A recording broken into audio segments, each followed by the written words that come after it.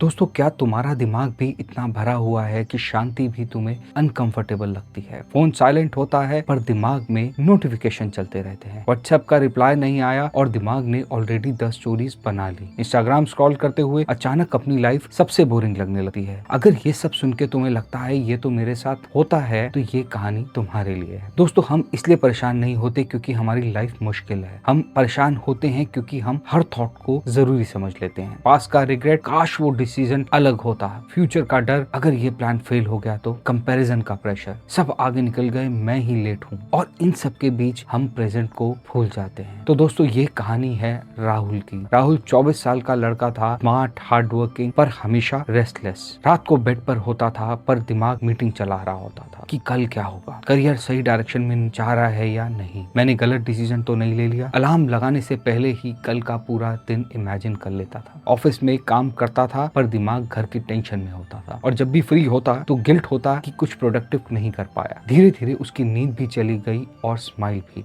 एक दिन राहुल ने सुना कि पहाड़ों के बीच गांव में एक बूढ़ा आदमी रहता है। लोग कहते थे वो पहले शहर में साइकोलॉजिस्ट था, अब शांति के साथ वहां जी रहा है। हम सब की तरह राहुल ने भी सोचा कि अगर पीस मिल सकता है तो वहीं कहीं गांव में जाके मिलने वाला है। जब राहुल वहां पहुंचा तो बूढ़ा आदमी वरांडा में बैठा था। आंखें बंद थी, चेहरे पर कोई भी टेंशन नहीं थी, कोई जल्दी नहीं थी। राहुल ने यह सब देखकर कहा, सर मेरा दिमाग तो रुकता ही नहीं, मुझे शांति चाहिए। बूढ़े आदमी ने मुस्कुरा कर कहा, अच्छा तो एक काम करो। वो राहुल को आंगन में ले गया, एक गिलास दिया और उसे पानी से पूरा भर दिया। फिर बोला कि इस गिलास को गांव के किनारे तक ले जाओ और वापस ले आओ, और ये ध्यान रखना गिलास में से एक भी बूंद पानी नहीं गिरना चाहिए। राहुल थोड़ा सा हैरान हुआ पर फिर मान गया। रोड पतली थी, लोग बात कर रहे थे, बच्चे खेल रहे थे, कुत्ते भौंक रहे थे, पर राहुल का ध्यान सिर्फ ग्लास पर था। उसके दिमाग में सिर्फ एक ही थॉट था कि बस एक बूंद भी नहीं गिरनी चाहिए। कुछ देर बाद राहुल वापस आया और बोला,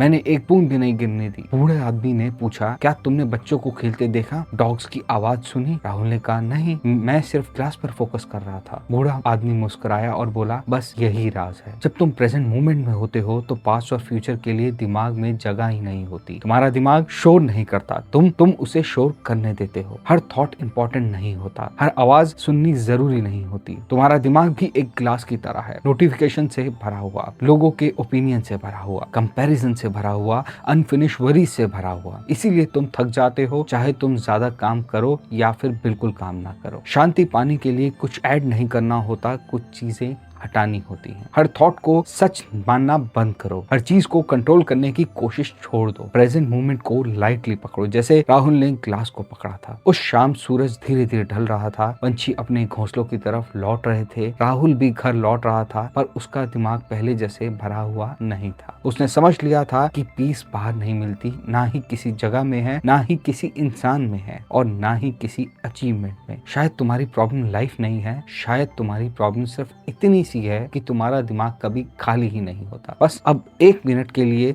सब कुछ साइड में रख दो, पास्ट को भी, फ्यूचर को भी और कंपैरिजन को भी, और बस 1 मिनट आंख बंद करके सिर्फ यहीं रहो। और दोस्तों, अगर ये कहानी तुम्हें थोड़ा सा भी सुकून दे गई हो तो वीडियो को लाइक करना और चैनल को सब्सक्राइब कर देना, क्योंकि जब दिमाग खाली होता है तब ही जिंदगी सच में महसूस होती है। धन्यवाद।